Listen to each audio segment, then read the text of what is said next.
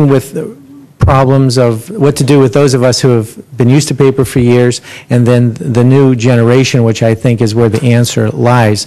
The medical students, for example, we see students and residents from the University of Cincinnati, and when they come to us, we've asked for them to have a computer so they could access our medical record. That's not been possible.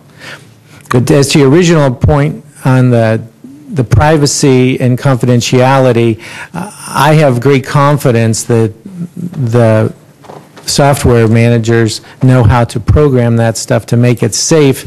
And as I mentioned in my testimony, we have audit trails in our office. Okay, now I recognize the ranking member. Thank you very much. Yeah. Dr. Talley, if I could just ask you a quick question. You said that you're, what year did you initially start your? We started the process in 1992. 92, and the cost was $50,000, I think, at that time. That's what I was thinking, because I know Dr. Borth said it was $228,000 in his practice, so we're basically talking 92 versus 2006. And I think both of you mentioned that one of the initial things that you either hadn't anticipated or didn't appreciate was the maintenance of the system, monthly payments and upgrading it and that sort of thing. Would you both like to just touch on that briefly, and maybe Dr. Talley and then Dr. Borth?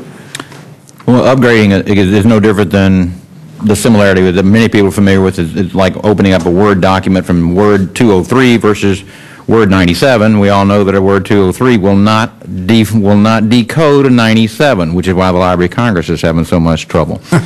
So innovation is great, but you have to keep up with that. And as you keep up with that, again, there has been no standardization. As I was talking about with the chairwoman, if you had a basic function, but then you add features on top of it, the cell phone analogy, you may have all these features in the cell phone, but you still use a number.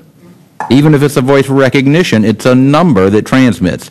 So you have that basic function, and then you can add on any other gee whiz factors that you choose. But we have to have all the vendors come to a common agreement that this is a platform with which we will persist.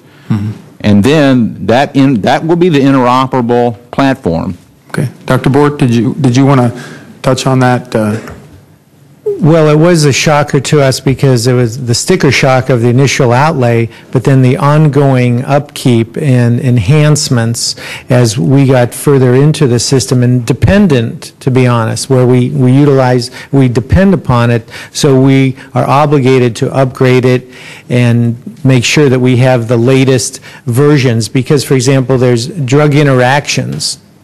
Well, there's new drugs coming out monthly, so we have to make sure that our software, when we're e-prescribing, and eventually when we hope to do that via voice, that will help us to know that we're catching all the possible reactions for patient safety. And Doctor, let me follow up if I can. You had mentioned about what you believe Congress should do, how we can be helpful, and you had mentioned, and this goes along with the cost, perhaps some tax incentive that would help those that are doing it now, and maybe those that are anticipating it in the future, maybe make it more likely for them to modernize.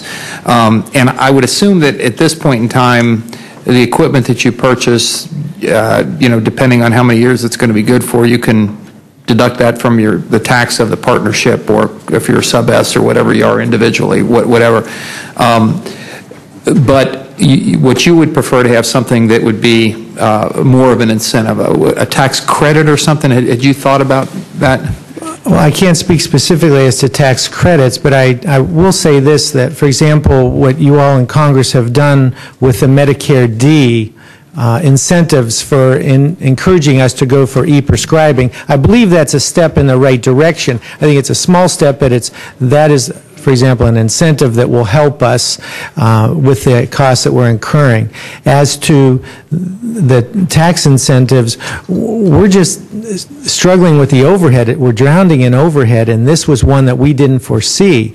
It's one thing to deal with the overhead with our staff and salaries, benefits, etc. But now with the upkeep costs, and once we're down the road with this EMR system and committed to it, when they say that this version is going to be necessary if we want to get results down the road from the hospital, then we're obligated to take that step. Thank you, Doctor. Let me go to Dr. Plotnick and Dr. Hale next, if I could.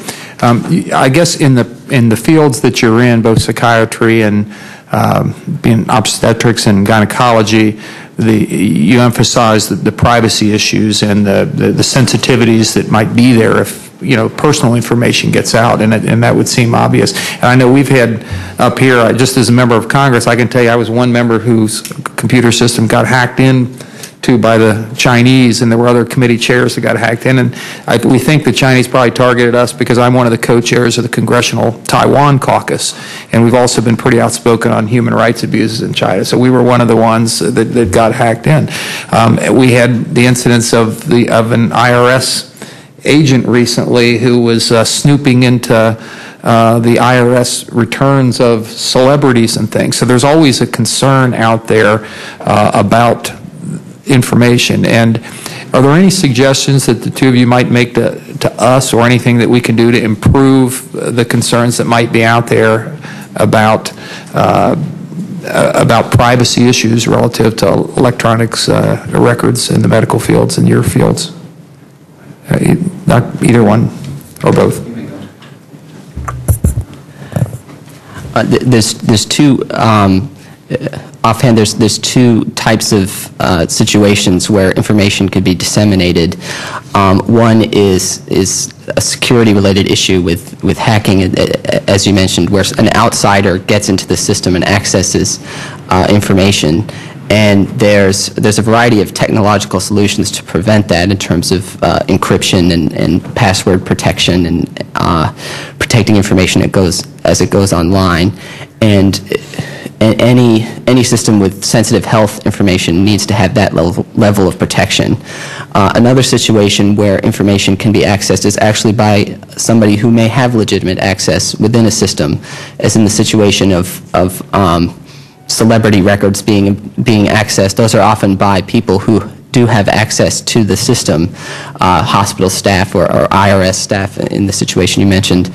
So in that situation, having as strict a control over information as possible, having more than just all or none access to records, but really limiting access to those who are authorized to use it, and standards built in from the start that allow that level of protection would really help protect sensitive information. Thank you. Dr. Hale? Yes, thank you, Representative Shavit.